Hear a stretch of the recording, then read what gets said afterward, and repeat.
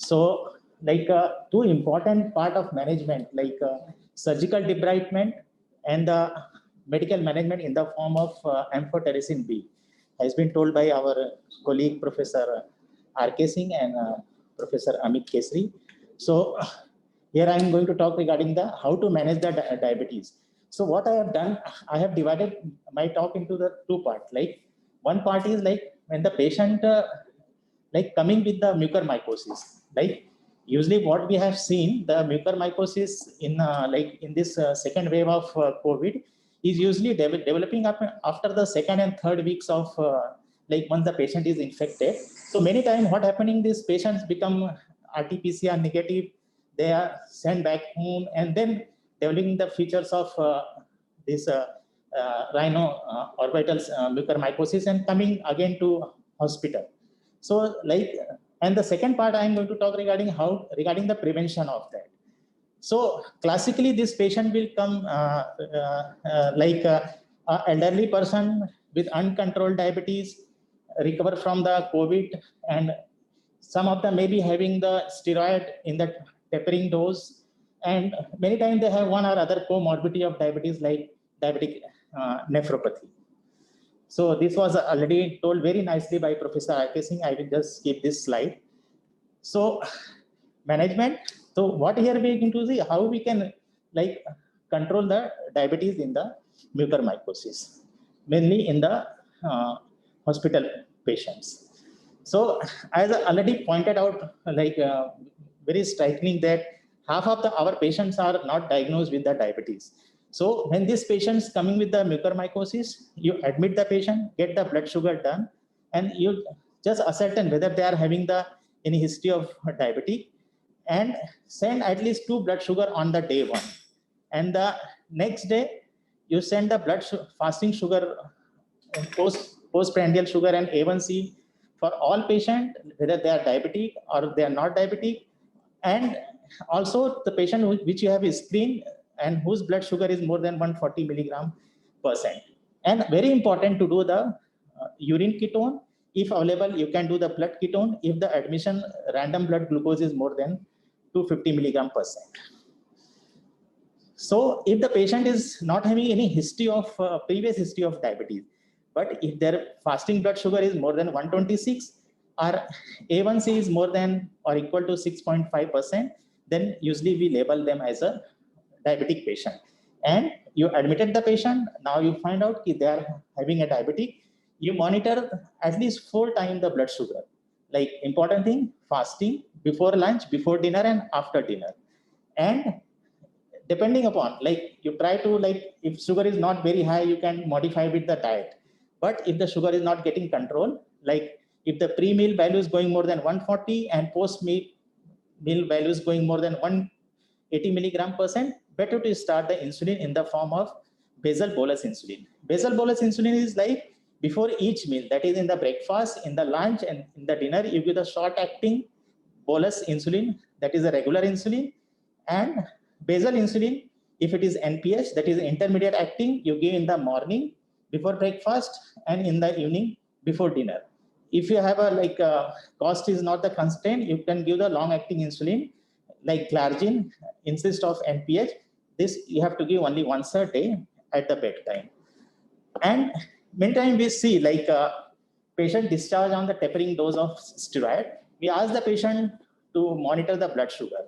If these patients coming with the mucormycosis and they also having high blood sugar, like I said, if the pre-meal is more than 140, post-meal is more than 180, start with the basal bolus insulin. But if the sugar is very high, and this will be the common scenario, like pre-meal be more than 350, post maybe around 450, 500, and in such patient you have to control the sugar in very short time, then probably the split mix insulin will not work, then you have to start the IV insulin infusion. Other scenario also we encounter very commonly, in mucormycosis. In fact, before this pandemic, we used to know the this rhino orbital cerebral mucormycosis only occur in the diabetic ketoacidosis. But here we are seeing even without diabetic ketoacidosis. So what I want to say, many times these patients are present with the diabetic ketoacidosis also. And many times these patients are known, like almost like 50% patients are known diabetic. And many times you encounter they are on a various form of oral hypoglycemic agent. And you monitor the sugar, you will find very high sugar. So in such patient, just stop the OHA or oral hypoglycemic agent and start on the basal bolus insulin. That is 3 times short acting regular insulin and intermediate insulin morning in the evening. And if the patients are already on insulin, just continue the insulin with dose modification. These patients do require the dose modification because their blood sugar is high, they are having infection, many times they have acidosis, so they have a lots of insulin resistance, so insulin requirement will be very high. And you target the blood sugar, pre-meal should be less than 140, post-meal should be less than 180 milligram %. But many times we found, even after giving the adequate basal bolus insulin for 8 hours, 12 hours, sugar is not coming down. And then we have to think of starting the IV insulin. So if some patient is newly diagnosed, like this is just a practical point, probably many of you are knowing how to start the insulin. So suppose you're planning to start the insulin, patient previously was never started on the insulin. So how to calculate the doses for the insulin? So for total dose, just start with the 0.4 to 0.6 unit per kg per day. If the patient has a nephropathy, liver disease, then give the less doses like 0.2 unit per kg per day. And you equally divide these two doses, like 50% in the basal dose, 50% in the bolus dose. And of this bolus dose, 50% what you have calculated, you divide equally in 3 doses, like before breakfast, before lunch, and before dinner. And the basal doses, whatever calculated, 50%, 30% you give in the morning, 70% give the morning, 30% in the evening. And if like the patient is affording, many times what happens, this patient's appetite is not very good. And this regular and NPH, you have to give at least 30 minutes before meals. You have given the insulin, patient is not going to take enough meals. Then the chances of hypoglycemia is more, patient will go into hypoglycemia, then probably you give 25% like dextrose, then sugar again will go high. So there is lots of fluctuation of the sugar. If you have a choice to give this newer insulin, that is rapidly acting insulin, that is you can give even after the meals. So you can judge how much calorie patient is taking, accordingly you can calculate the dose and you can give after the meals also. Like this is just one example how to calculate the dose. Suppose the patient is 60 kg, then it will come 36 unit total dose. 50% will like 18 unit, it divide into 3 doses. So 6 unit before breakfast, before lunch, and before dinner. And NPH insulin will also 50%, that is 18 unit. You divide into 2 doses, 70% in the morning, that is around approximately 12 units, and the 6 unit 30% before dinner. But suppose you want to give the longer acting insulin, then that 50% you can give at the bedtime. And other option for treatment of the mucormycosis is the intravenous insulin infusion. So what are the indications? Like many times these patients come very sick, they cannot take orally, and the sugars are very high. Or even the patients, as I mentioned, they are on the diet, but their diet pattern are very erratic, insulin requirement is quite high, sugar is not getting controlled. So better to start the insulin infusion.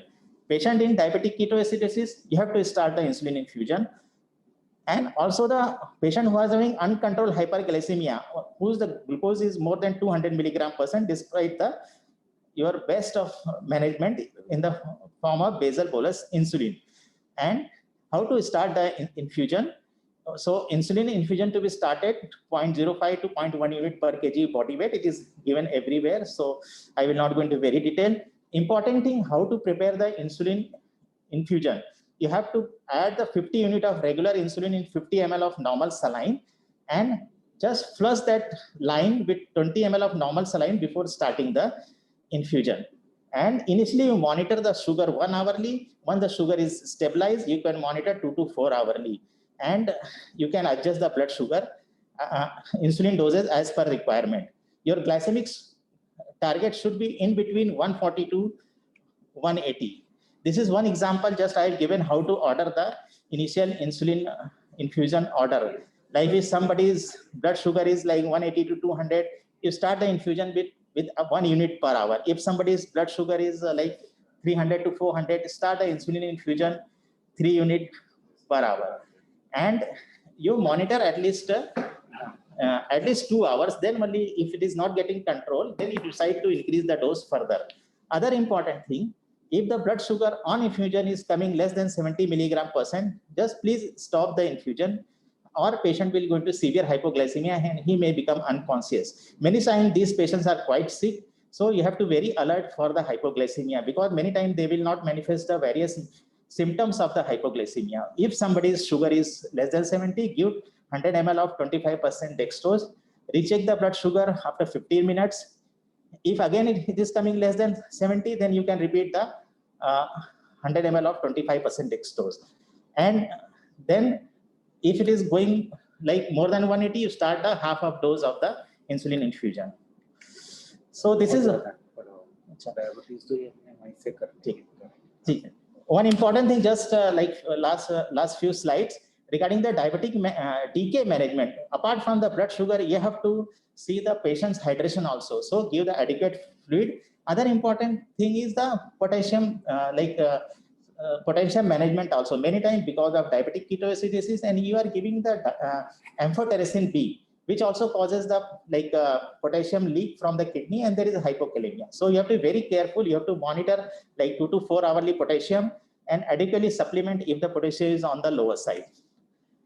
Other important thing, many times these patients become unconscious because the mucor going into the cerebrum, and so in such patient you have to give the Ryle's tube. And how to manage this patient? So you give around 6 feed over the day in around 2000 to 2400 calorie, and every alternate feed you give the short acting insulin, that is a bolus insulin, regular insulin, and morning and evening you can give the long acting, intermediate long acting insulin. And your glycemic goal, if the patient is not very critically ill, pre-meal sugar should be less than 140, post-meal less than 180, critically ill patient 140 to 180, and most important thing, you should avoid the hypoglycemia. And as far as the prevention of concern, Professor R.K. Singh has very rightly described in his slide. Prevention is like very judicious use of dexamethasone or methylprednisolone, and duration also should be very judiciously. You have to decide. You control the blood sugar, and like humidifier, you have to take care of the humidifier also. So these are the very important part of the prevention is concerned. So while discharging the patient, while discharging the patient, just alert the patient, like you monitor sugar every 2 to 3 weekly, and you should contact your ENT or family physician. You develop these following features like nasal block, headache, pain, all these things. So this is the important part. And thank you.